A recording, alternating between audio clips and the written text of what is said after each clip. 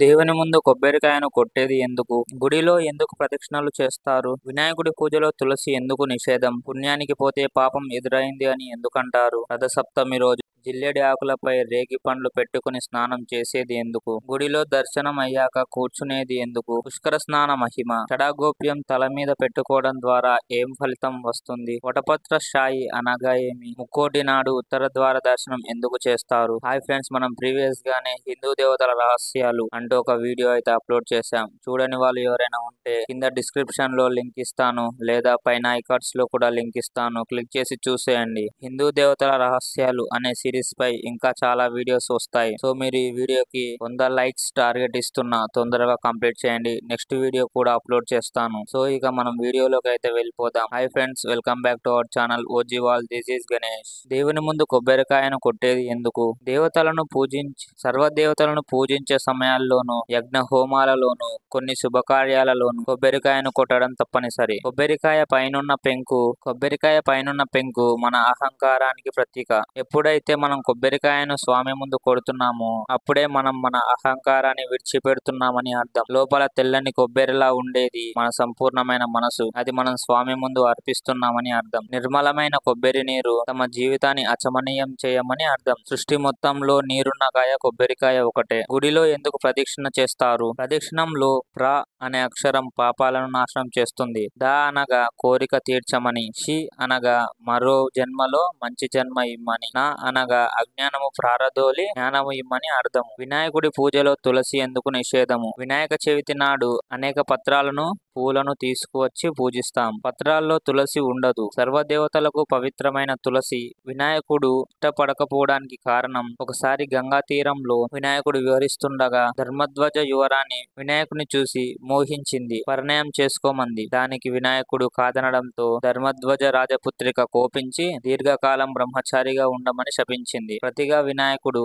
ఆమెను రాక్షసిని చెంత దీర్ఘకాలం ఉండమని ప్రతిశాపం ఇచ్చాడు. వినాయకుడి శాపానికి చింతించిన ధర్మధ్వజ రాజకుమార్తె స్వామిని మన్నించమని వేడుకోగా వినాయకుడు శాంతించి రాక్షసుడి చెంత కొంతకాలం ఉండి ఆపై పవిత్రమైన తులసిగా జన్మిస్తావు అని చెబుతాడు. అందుకే వినాయకుడి పూజలో తులసి నిషేధం. వీడియో మధ్యలో వస్తున్నానని ఏమనుకోకండి, నాదో చిన్న విన్నపం. మీరు ఈ వీడియో చూస్తున్నారు కానీ లైక్ చేయట్లేదు. తొందరగా లైక్ చేయండి. 100 లైక్స్ టార్గెట్ కంప్లీట్ చేయగానే నెక్స్ట్ వీడియో అప్లోడ్ చేస్తాను. అలాగే మన ఛానల్ ఫస్ట్ టైం చూసిన వాళ్ళు ఉంటే సబ్స్క్రైబ్ చేసుకోండి.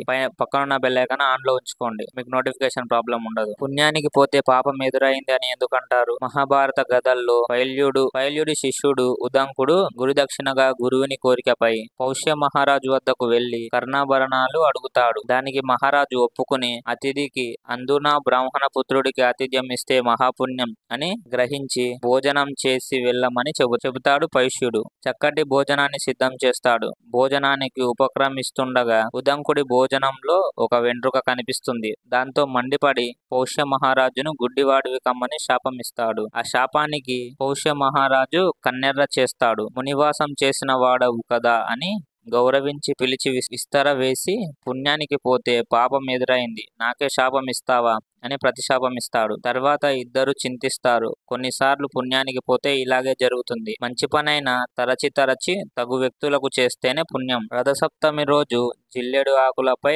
రేగి పండ్లను పెట్టుకుని స్నానం ఎందుకు చేస్తారు? ఆమ్లగుణం గల రేగిపండు, జిల్లెడు ఆకు శిరస్సుకు ఎంతో మేలు చేస్తాయి. రసాయనాలు జుట్టును గట్టిపరుస్తాయి, మెదడును చల్లబరుస్తాయి. అందుకే ఆ రోజున నదుల్లో కుదరకపోతే ఇంట్లోనైనా విడిగా అలా స్నానం చేస్తారు. ఆ ఆచారము కోనసీమ వారు ఎక్కువగా పాటిస్తారు. గుడిలో దర్శనమయ్యాక కూర్చునేది ఎందుకు? స్వామి దర్శనము షడాగోప్యము అయ్యాక ఒకంత సేపు కూర్చుని వెళ్ళాలి. అలా కూర్చునేది ప్రశాంతం కోసము, పుణ్యం కోసము. కూర్చోకుండా వెళితే స్వామిని దర్శించిన ఫలం కూడా రాదు. అలా బయట మనకున్న టెన్షన్స్ నుంచి రిలీఫ్ అవుతాం. ప్రశాంతమైన మనసుతో ఆలోచిస్తాం. ఏది తప్పు, ఏది ఒప్పు అని ఆలోచనలో పడతాం. రోజువారీ జీవన విధానాన్ని సరిచేసుకుని సరైన మార్గంలో నడుస్తాం. గుడిలో కూర్చోవడం ఒక రకమైన జ్ఞాన పద్ధతి కూడా. కేవలం కూర్చోవడమే కాకుండా ఒక 2 నిమిషాల పాటు కళ్ళు మూసుకొని ధ్యానం చేస్తే మరింత శుభం కలుగుతుంది. పుష్కర స్నానం మహిమ. స్త్రీ చేత గాని పురుషుని చేత గాని పుట్టినప్పటి నుండి చేయబడిన పాపాలన్నీ